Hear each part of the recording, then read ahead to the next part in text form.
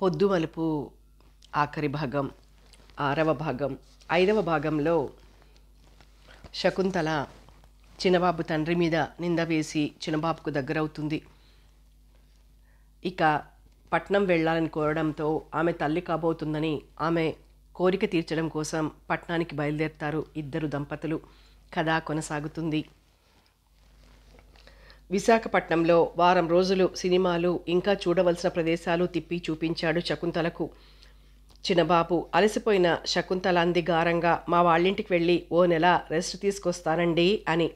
చిన్నబాబు ఒడిలో తల పెట్టుకుని పడుకుని తన ముంగురులు సవరించే అతని ముఖంలోకి చూస్తూ, నిన్ను వదిలి క్షణం బ్రతకలేను శకుంతల, మీ అమ్మగారికి శుభవార్త రాసి రమ్మని ఆహ్వానిద్దాం, మన ఇంటి దగ్గరే రెస్ట్ తీసుకుందో గాని అన్నాడు చిన్నబాబు ఆమె చెయ్యి పట్టి తన పెదవులకు ఆనించుకుంటూ.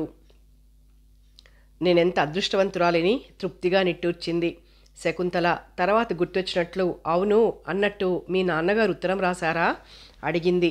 ఆయన విషయం ప్రస్తావించకు, నేను అడ్రస్ ఇవ్వలేదు, ఈ హోటల్లో బస చేసినట్లు అతనికి రాయలేదు, అస్సలు అతనికి ఉత్తరమే రాయలేదు అన్నాడు చిన్నబాబు.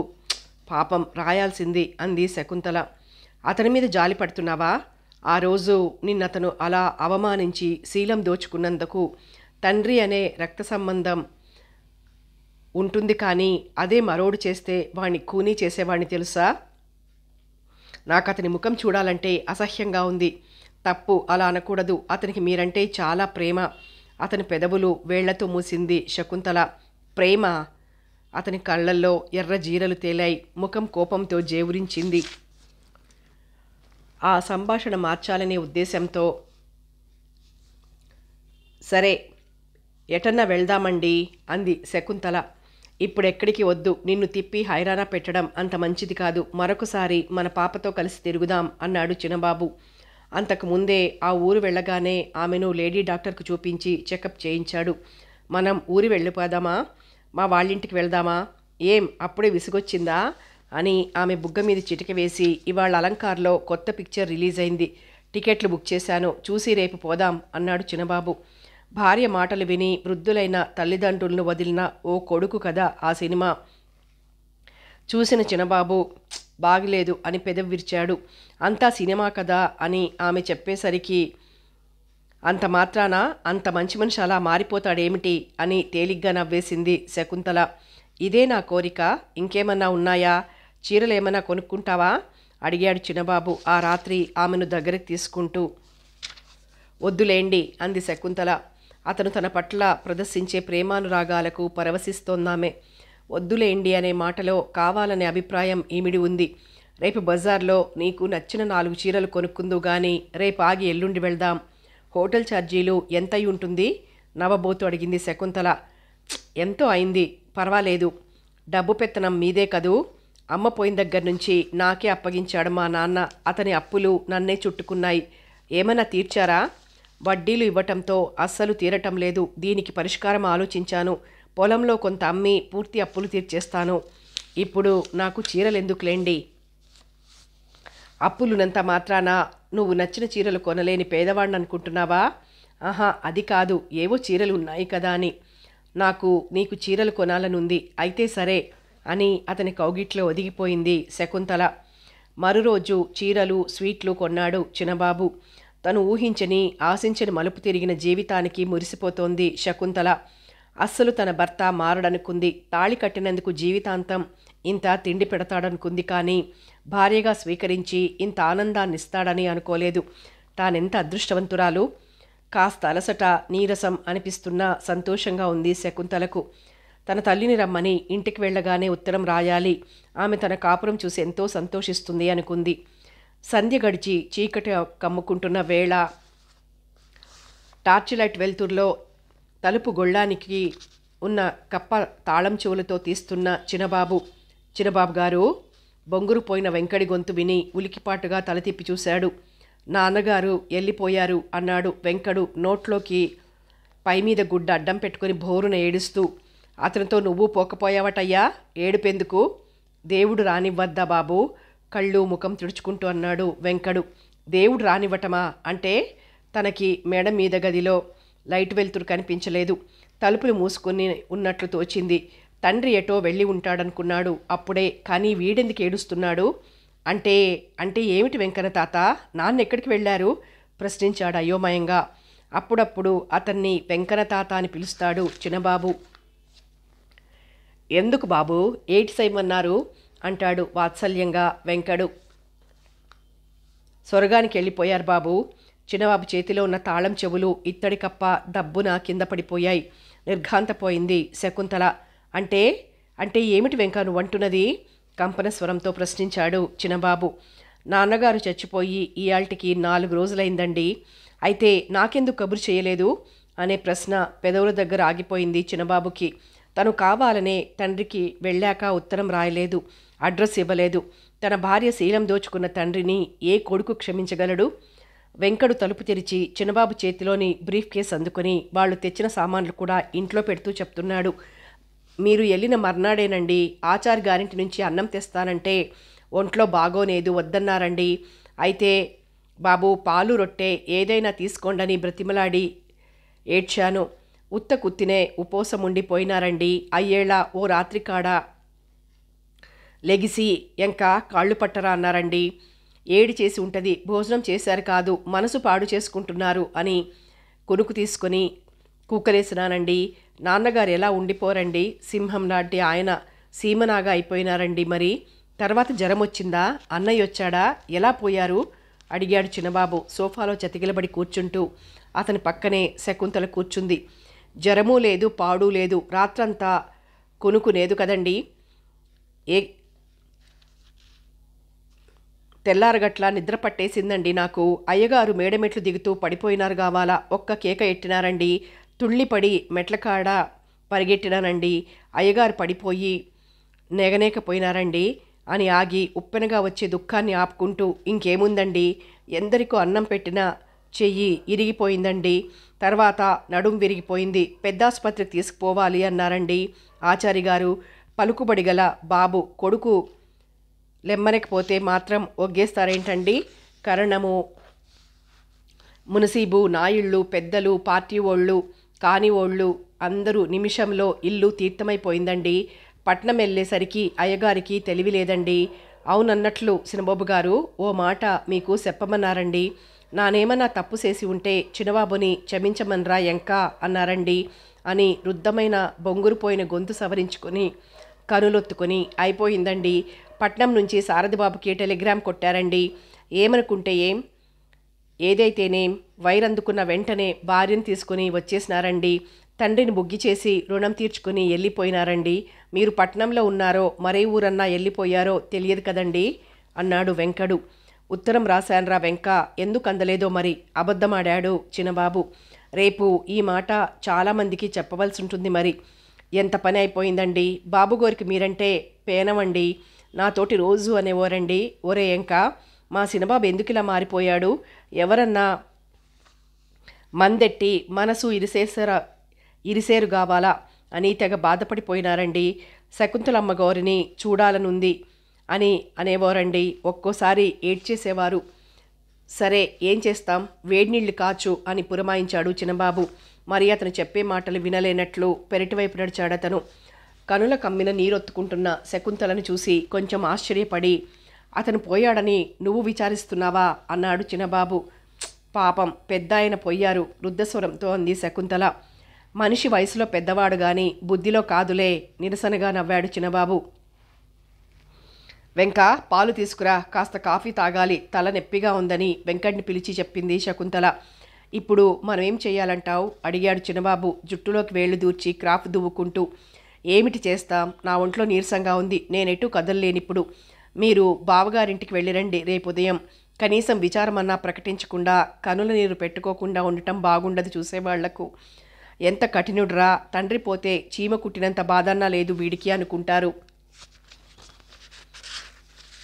పట్నం వెళ్ళాక నాన్నగారికి ఉత్తరం రాశాను, అందలేదట అని చెప్పండి మీ అన్నయ్యతో. 10-12 రోజులు కర్మకాండ ఉంటుంది కదా, అయిపోయాక రండి. మా వాళ్లకు ఉత్తరం రాసి పడేయండి, మీ నాన్నగారు పోయారని. నన్ను ఈ ఊర్లో ఉంచి మీ అన్నయ్య గారింటికి మీరు వెళ్తున్నట్లు మా అమ్మ వస్తుంది, గబగబా సలహా ఇచ్చింది శకుంతల. అలాగే అన్నట్లు తలూపాడు చిన్నబాబు. అతను తన భార్య పట్ల ఘోరంగా ప్రవర్తించాడన్న కసి ఓ పక్కన అతని మనస్సుని బాధపడనివ్వకుండా, కనుల నీరు చిమ్మకుండా, గత స్మృతులు నెమరువేయకుండా, తండ్రి రూపం చిన్నా అని పిలిచే అతని ఆప్యాయమైన స్వరం గుర్తు తెచ్చుకోకుండా చేస్తోంది. అన్యమనస్కంగానే గడిపాడు ఉదయం వరకు. శకుంతలే బ్యాగ్ సర్దిచ్చింది. బీరువా తెరిచి కొంచెం డబ్బు జేబులో వేసుకుని ప్రయాణమయ్యాడు చిన్నబాబు. అతను అత్తవారింటికి ఉత్తరం రాయటం మర్చిపోయాడు. అట్నుంచి ఎవరూ రాలేదు. శకుంతలకు వెంకడు, పని మనిషి పోలయ్యే సాయంగా ఉన్నారింట్లో. పరామర్శించి, మీ మామగారు పోయినట్లు మీకు తెలియదా అని ప్రశ్నించిన వారికి, మేము ఉత్తరం రాశాం, ఆయనకు అందలేదట, వెంకడు చెప్పాడు. మా అడ్రస్ తెలియక మాకెవరూ కబురు చేయలేదని జవాబు చెప్పేది శకుంతల. ఆమె ప్రయత్నం లేకుండానే ఏదో బాధ, పశ్చాత్తాపం, జాలి ఆమె కనులు వర్షించేవి. ఊరుకోమ్మా, మామగారికి కూతుర్లా సేవ చేశావు అని ఓదార్చేవారు అమ్మలక్కలు. ఆమె ముఖం చాటయ్యాక బ్రతికిన 4 రోజులు ఆ ముసలాన్ని ఎన్ని పాటలు పెట్టింది. మేడెక్కించి క్యారేజీ మెతుకులు తినిపించింది. ఆ కొడుకు ఏం పోయే కాలమో అస్సలు తండ్రిని పట్టించుకునేవాడు కాడట అని బుగ్గలు నొక్కుకునేవారు చోద్యంగా. కర్మకాండ ముగిశాకొచ్చాడు చిన్నబాబు. మా వాళ్ళకి ఈ విషయం రాశారా అని భార్య ప్రశ్నించేసరికి నాలుగు ఖర్చుకుని, అరే మర్చిపోయాను అని అప్పుడు ఉత్తరం రాశాడు మామగారికి. చిన్నబాబు ఉత్తరం అందడంతో వారు వచ్చి పరామర్శించి 4 రోజులు ఉండి వెళ్లారు. శకుంతలను తమతో పంపమని వారు కోరితే, ఇప్పుడు కాదు, ప్రసవానికి నేనే తీసుకొచ్చి దిగబెడతానన్నాడు చిన్నబాబు. కూతురు కాపురం చూసి మురిసిపోయారా తల్లిదండ్రులు. దత్తుగారి ప్రసక్తి తెరచాటుకి తప్పుకుంది. సంతోషంగా దొర్లిపోతున్నాయి రోజులు. శకుంతల ఫ్రెండ్స్ కని ఉత్తరాలు రాస్తుంది. ఆమెకి ఎక్కడెక్కడి నుంచో ఉత్తరాలు వస్తాయి. ఆ విషయం ఎప్పుడూ పట్టించుకోడు చిన్నబాబు. అది శకుంతలకి తెలుసు. ఏవండి, మీరలా వెళ్ళేప్పుడు ఈ ఉత్తరం పోస్ట్ చేయండి, కవరుకు జిగురు రాసి అంటిస్తూ చెప్పింది చిన్నబాబుకి శకుంతల. కవరు జేబులో పెట్టుకుని రోడ్డు మీద అడుగుపెట్టిన చిన్నబాబుకి ఓ చిన్న చిలిపి బుద్ధి పుట్టింది. కవరు చింపి చదవాలని. ఏం రాసుంటుంది శకుంతల? ఎవరికి రాసింది? దోవలో రావి చెట్టు కింద ఉన్న సిమెంటు దిమ్మ మీద కూర్చుని కవరు చింపాడు. జిజ్జు, ప్రతి ఉత్తరంలో నీ మొగుడెలా మారిపోయాడు అని ఏమిటి నీ ప్రశ్న? నేను డెలివరీకి వచ్చినప్పుడు చెబుతానని రాస్తే వినవు కదా. చిన్న నాటకమాడాను. పాపం మా మామగారు పోయారు, నీకు రాశాను కదా. మా మామగారు అత్తగారు పోయాక మరీ తాగుబోతయ్యారు. ఓ సాయంత్రం ఆయన తాగొచ్చి నన్ను చెరిచినట్లుగా మా వారి దగ్గర అభినయించాను. ఏముంది, వెంటనే నా జీవన పదమే మారిపోయింది. మామగారు మేడెక్కారు, నేను మా ఆయన పక్కన చేరాను. ఇది కథ. వచ్చినప్పుడు వివరంగా చెబుతాను, సరేనా?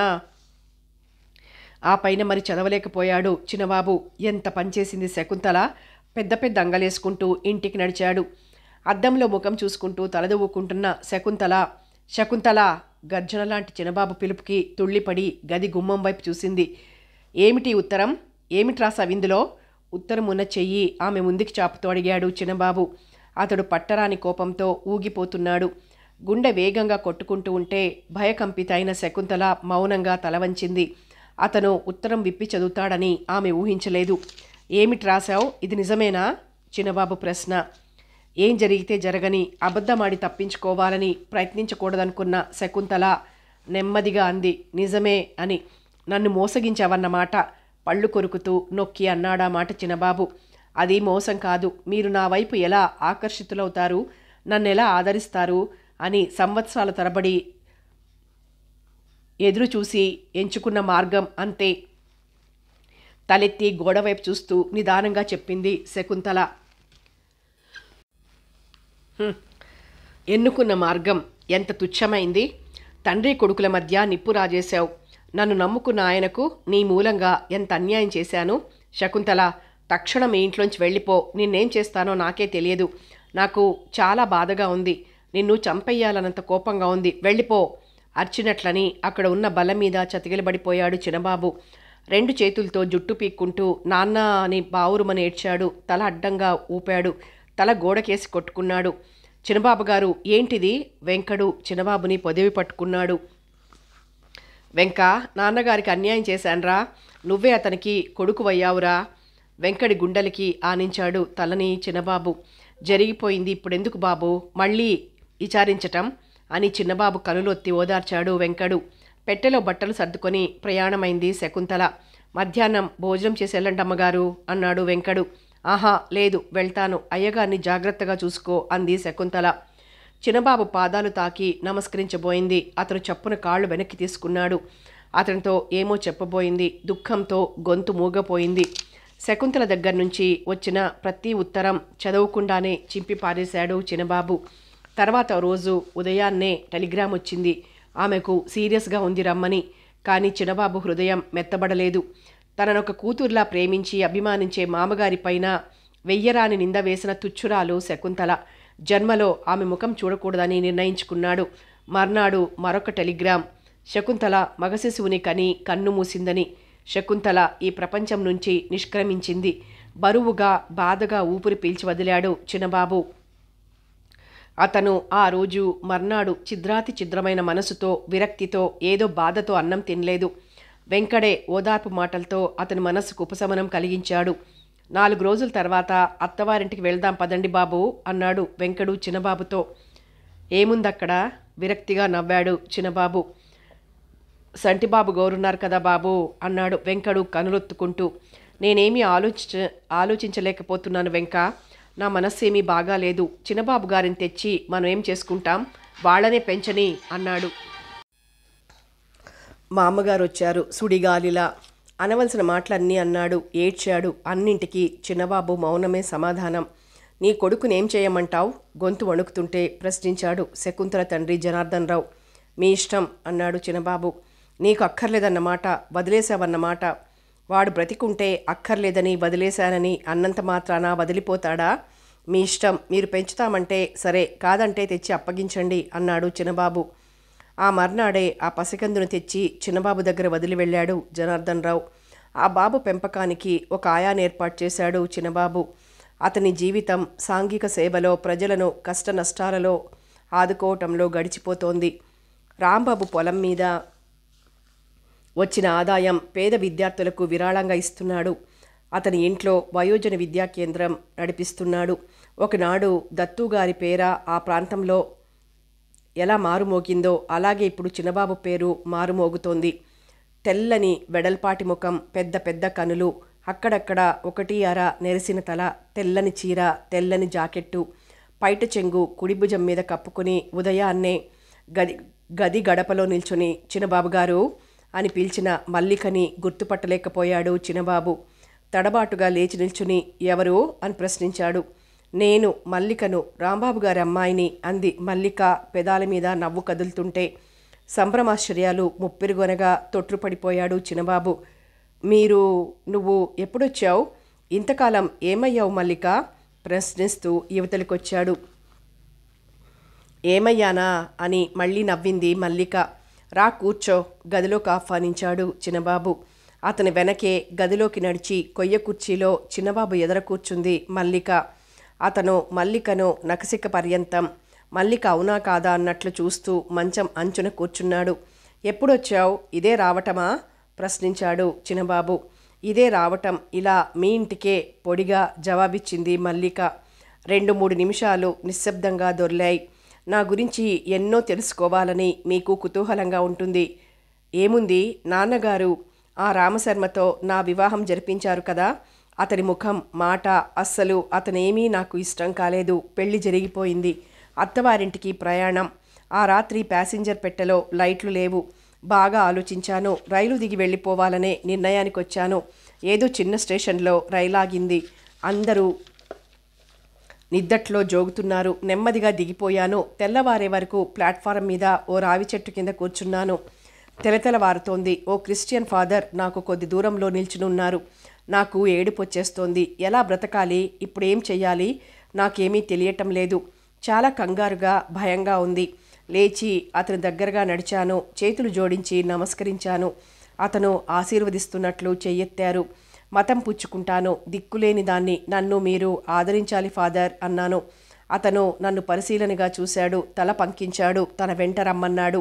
మరి నేనేమీ ఆలోచించలేదు. ఏం జరిగితే జరగని అని అతని వెంట వెళ్ళాను. ఓ మారుమూల పల్లెటూరు, అక్కడ మిషనరీ స్కూల్. ఆ స్కూల్లో టీచర్గా చేరాను చిన్నబాబు.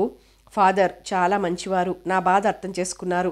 ఎటువంటి భయాలు, ఆందోళనలు లేకుండా నా జీవితం సాఫీగా సాగిపోయింది. మరి ఇప్పుడు? ఆమె ముఖంలోకి చూశాడు చిన్నబాబు. ఫాదర్ పోయారు. ఈ ఊరు మిమ్మల్నందరినీ బ్రతికి ఉంటే అమ్మా నాన్నల్ని చూడాలనే కోరిక పట్టలేకపోయాను. స్కూలు సెలవులిచ్చారు, వచ్చాను. సంతోషం. అసలు నువ్వు ఏ ఆత్మహత్య చేసుకుని ఉంటావనుకున్నాను అని దగ్గి గొంతు సవరించుకొని ఆమె వెళ్ళిపోయిన తర్వాత జరిగిందంతా క్లుప్తంగా చెప్పి, మీ అమ్మా నాన్నగారు ఏమయ్యారో తెలియదు అన్నాడు చిన్నబాబు. ఇంకెక్కడ అమ్మా నాన్న, నేను ఈ ఊర్లో ఉండటం మీకేమన్నా అభ్యంతరమా అడిగింది మల్లిక. నాకేమిటి అభ్యంతరం, ఉండు, మీ ఇంట్లో స్కూల్ నడుస్తోంది, మా ఇంట్లో ఉండటానికి నీకేమైనా అభ్యంతరమా? నేను నా కొడుకు రాము మాత్రం ఉంటాం. ఆమె ముఖంలోకి చూశాడు చిన్నబాబు. అభ్యంతరం లేదన్నట్లు తల ఊపింది మల్లిక. పనివాడు కాఫీలు తెచ్చాడు. మల్లికకు ఓ కప్పు అందించి తానొక కప్పు తీసుకున్నాడు చిన్నబాబు. కాఫీ తాగి కప్పు దిగువన పెట్టి పెదవులు చీరచెంగుతో తుడుచుకుంటూ, నేను పొరపాటు చేశానంటారా అడిగింది మల్లిక. నవ్వి, నచ్చని రామశర్మతో కాపురం చేసే కన్నా మంచి పని చేశావు. అయినా ఆ పెళ్ళికి ఎందుకు అంగీకరించావు అడిగాడు. అంగీకరించటమా? అప్పటి మా పరిస్థితులు మీకు తెలియవు. ఓ శిలా విగ్రహంలా ఉండిపోయాను. మీ నాన్నగారు మమ్మల్ని బ్రతకనిచ్చారా? అవును, చాలా అన్యాయంగా ప్రవర్తించారు. సర్లేండి, ఏదో జరిగిపోయింది. మీరు అని చిన్నబాబు ముఖంలోకి చూసింది మల్లిక. నాన్నగారు పోయారు. రాముని ప్రసవించి నా భార్య శకుంతల పోయింది. ఏదో గడిచిపోతున్నాయి రోజులు నవ్వాడు విరక్తిగా చిన్నబాబు. 2 నిమిషాలు నిశ్శబ్దంగా గడిచిన తర్వాత వెంకా పిలిచాడు చిన్నబాబు. పిలిచారా బాబు అని వెంకడొచ్చాడు. ఇదిగో ఈమె ఎవరంటావు? చెయ్యి చాపి మల్లికను చూపుడు వేలితో చూపించి నవ్వుతూ ప్రశ్నించాడు చిన్నబాబు. నుదుటిపైకి అరచెయ్యి అడ్డం పెట్టుకుని కనులు చిట్లించి చూసి ఎవరో తెలియదన్నట్లు తలడ్డంగా ఊపాడు వెంకడు. నవ్వి, రాంబాబు గారి అమ్మాయి అన్నాడు చిన్నబాబు. ఆశ్చర్యంగా ఆ అని నోరావలించి, అమ్మాయి గారు బాగున్నారమ్మా? నమస్కారం అండి. నాన్నగారు అమ్మగారు ఎక్కడున్నారు అడిగాడు వెంకడు. తెలియదు వెంక అంది మల్లిక. మరి మీరు అని ఎన్నో ప్రశ్నలు నాలుగు చివరే ఆగిపోయాయి వెంకడికి. పెద్దింటి సంగతులు ప్రశ్నించకూడదు. అది అతనికి అతని తండ్రి చిన్ననాడు చెప్పిన బుద్ధి. అమ్మగారు పడమటి గదిలో ఉంటారు, ఖాళీ చెయ్యి అన్నాడు చిన్నబాబు. చిత్తం అని వెళ్ళిపోయాడు వెంకడు. మరి నీ ఉద్యోగం ప్రశ్నించాడు చిన్నబాబు. అవసరమైతే రిజైన్ చేస్తాను. నాకు ఈ ఊళ్ళో జీవితం గడపాలనుంది. అలాగే కానీ అన్నాడు చిన్నబాబు. మల్లిక వచ్చి 4 నెలలు గడిచాయి. రాంబాబు కూతురు మల్లిక వచ్చిందని మళ్ళీ రాంబాబు, అతని పౌరోహిత్యం, దత్తుగారి ఆగ్రహం, వారు ఊరు వదిలిపోవటం, పాత కథకు కొత్త కథలు చేర్చి చెప్పుకున్నారు. ఆనాడు రాంబాబుని ఎరిగిన ఊరి జనం ఎవరేమనుకున్నా పట్టించుకోలేదు చిన్నబాబు, మల్లిక. రాము బాగా చనువుగా ప్రవర్తించసాగాడు మల్లిక దగ్గర. బాబు అని ఆప్యాయంగా పిలుస్తుంది మల్లిక. ఆంటీ అంటాడు రాము ముద్దుగా. చిన్నబాబు గారిని తానిప్పుడు పెళ్లి చేసుకుంటే అనే ఆలోచన ఆమెకు ఆ ఇంట్లో అడుగుపెట్టిన మొదటి రోజుల్లోనే వచ్చింది. కానీ అతనేమంటాడో, అతని ఉద్దేశం ఎలా ఉందో అనే సంశయంలో అడగలేకపోయింది. కానీ తామిద్దరూ ఒకే ఇంట్లో కాపురం చేస్తున్నందుకు మిత్రులు, పరిచయస్తులు అనుమానించటానికి, అమ్మలక్కలు గుసగుసలు పోవటానికి అవకాశమిస్తున్నందుకు బాధనిపించిన మల్లిక అడిగేసింది. ఓ చల్లని సాయంత్రం ఇద్దరు దేవాలయ మంటపంలో కబుర్లు చెప్పుకునే వేళ, కాదనకండి చిన్నబాబు, ఒకనాడు తను కావాలని తప్పించిన మల్లిక ఇవాళ తనకై తాను తనను వరించి వచ్చి తనను స్వీకరించమని అర్థిస్తోంది. ఆ అర్థింపు అతన్ని ఉక్కిరి బిక్కిరి చేసింది. వెంటనే మాట రానివ్వలేదు. ఆమె తన ఇంట్లో కాపురమున్నది మొదలు ఆమె వైపు మళ్ళీ ఆకర్షితుడు కాకూడదని, ఆమెను తన మనసు కోరుకోకూడదని తనను తాను శాసించుకుంటున్నాడు. ఆమె వైపు నిలిచిపోయే చూపులను బలవంతాన మళ్లించుకుంటున్నాడు. రాము ఆమెను ఆంటీ అని పిలుస్తుంటే ఆ పిలుపు అతనికి వెగటుగా వినిపిస్తోంది. ఇప్పుడు తను మల్లికను పెళ్లి చేసుకుంటే నలుగురు నవ్వరు అనిపించిందో క్షణం. మళ్ళీ వెంటనే చిచి, మొదట్నుంచి తనని ఈ పిరికితనమే మింగేసింది. నేను పవిత్రంగా ఉన్నాను చిన్నబాబు, నన్ను నమ్మండి. మల్లిక మాట అతని ఆలోచన చెరిపేసింది. ఆహా, అది కాదు తడబడ్డాడు. మరి ఏమిటి చిన్నబాబు ఆలోచన? మీకు తెలియదో, మీరు పట్టించుకోరో నాకు తెలియదు. వెంకడు, పాలేర్లు, శాస్త్రి అందరికీ మన మీద ఏదో అనుమానం. ఆ అనుమానం నిజం చేసి హాయిగా బ్రతకొచ్చు కదా. సరే, 2 రోజులు టైం ఇయ్యి, నన్ను ఆలోచించుకొని. నువ్వైతే పారిపోయి ఆ ఫాదరు రక్షణలో హాయిగా బ్రతికావు. కానీ నాకెన్ని ఎగుడు దిగుళ్ళు, ఎంత సంఘర్షణ. బ్రతుకు ఛిద్రాతి ఛిద్రమైపోయి జీవన సంధ్యలో అడుగుపెట్టాను మల్లిక. నీ ఈ మాట నాకు గాబరాగా ఉంది. అలాగే 2 రోజుల తర్వాతే మీ నిర్ణయం చెప్పండి అని నవ్వి, నిజంగా మీరు పిరికివారు అంది మల్లిక. అలాగే మరి వెళ్దామా అని లేచాడు చిన్నబాబు. ఆమె కూడా లేచి నిల్చుంది. మౌనంగా ఇంటికొచ్చారు. వీధి వరండా మెట్లెక్కుతూ అన్నాడు గొణిగినట్లు చిన్నబాబు. బెదవలు దోవ పొడుగున జూలో జంతువుల్ని చూసినట్లు చూస్తారు అని. చిన్నగా నవ్వుకుంది మల్లిక. ఇవాళ మల్లిక వడ్డన చేస్తుంటే ఏదో కొత్తగా అనిపిస్తోంది అతనికి. ఆమె వచ్చింది మొదలు తనే వంట చేసి పెడుతోంది. వద్దు అని ఎంతగానో వారించాడు చిన్నబాబు. వినలేదు మల్లిక. అలా అయితే ఇంట్లోంచి వెళ్ళిపోతానంది. అంగీకరించాడు చిన్నబాబు. ఇవాళ వంట ఏమిటి చేయమంటారు అడుగుతుంది మల్లిక. నీ ఇష్టం అంటాడు చిన్నబాబు. కాదు చెప్పాలి అంటుంది మల్లిక నవ్వుతూ. కూరలేమున్నాయి అని ప్రశ్నించి ఫలానా కూర చెయ్యి అంటాడు చిన్నబాబు. రాత్రి అతను వయోజనులకు పాఠం చెప్పడానికి బయలుదేరుతుంటే అతనితో పాటు తాను వెళ్తుంది మల్లిక. అప్పుడప్పుడు అయ్యగారి కన్నా అమ్మగారే బాగా చెప్పగలరు అనే పేరు త్వరలోనే తెచ్చుకుంది వారి వద్ద నుంచి మల్లిక. ఒక్కో రోజు బద్ధకంగా ఉంది ఇవాళ, నువ్వు వెళ్ళి వాళ్ళ పాఠాలు చూడు అంటాడు. అలాగే చేస్తుంది మల్లిక. అతను మేడ మీద గదిలో నిద్రపోతాడు. రాముకి లెక్కలు చెబుతూ కింద పడమటి గదిలో పడుకుంటుంది మల్లిక. రాము ఆ గదిలోనే నిద్రపోతాడు. ఆంటీ కథ చెప్పవా అడుగుతాడు రాము. భారతం, రామాయణం ఎందులోదో ఓ కథ చెబుతుంది. ఓ రోజు అడిగాడు రాము, ఆంటీ నువ్వెక్కడి నుంచి వచ్చావు అని. తడబడిపోయింది మల్లిక. మాది ఈ ఊరే నాన్న. మా నాన్నగారు ఈ ఊర్లో వాళ్ళకి పెళ్ళిళ్ళు అవి చేయించేవారు. నేను ఉద్యోగం కోసం దూరంగా వెళ్ళిపోయాను. ఇప్పుడు ఆ ఉద్యోగం బాగోక తిరిగొచ్చేశాను అని చెప్పింది. ఏదో అర్థమైనట్లు శూన్యంలోకి చూస్తూ కొన్ని క్షణాలు మౌనంగా ఉండిపోయాడు రాము. నీకు నన్ను ఆంటీ అని పిలవమని ఎవరు చెప్పారు అడిగింది మల్లిక నవ్వుతూ. ఓసారేమో మా ఇంటికేమో ఎవరో అమ్మాయి వచ్చింది. నాన్నగారితో మాట్లాడింది. ఆవిడ్ని నేనేమని పిలవాలని నాన్నగారిని అడిగాను. ఎవరినన్నా సరే ఆంటీ అనాలి అన్నారు. అలా పిలిస్తే తప్పులేదుగా అమాయకంగా అన్నాడు రాము. అతని తల మీద ముద్దు పెట్టుకుంది మల్లిక. 12 దాటి 13వ సంవత్సరంలో అడుగుపెట్టిన రాము అందంగా ముద్దుగా ఉంటాడు. మల్లిక వచ్చి చిన్నబాబు ఇంట్లో ఉన్న సంగతి విజయసారథితో సహా బంధువులందరికీ తెలిసింది. ఎవరూ అంతగా పట్టించుకోలేదు. లలితమ్మ, జనార్దన్ రావు కూతురు పోయిందన్న బెంగతో కాలగతిలో కలిసిపోయారు. వారి ఆస్తులన్నీ రాము పరమయ్యాయి. మల్లిక రావటంతో వెంకడికి వంట తప్పింది. తనకు స్కూలు తరపున వచ్చిన డబ్బు చిన్నబాబుకే ఇచ్చింది మల్లిక. మీ దగ్గరే ఉంచండి, నాకేం కావాలి, తిండి బట్ట మీరే చూస్తున్నారు కదా అని ఆమె ముఖంలో ఒకసారి చూసి మర్నాడు ఆమె పేరున ఆ డబ్బులు బ్యాంకులో వేశాడు చిన్నబాబు. ఉదయం ఆంటీ కాఫీ ఇవ్వవా పిలిచి అడుగుతున్నాడు రాము మల్లికను. బాబు పిలిచాడు చిన్నబాబు.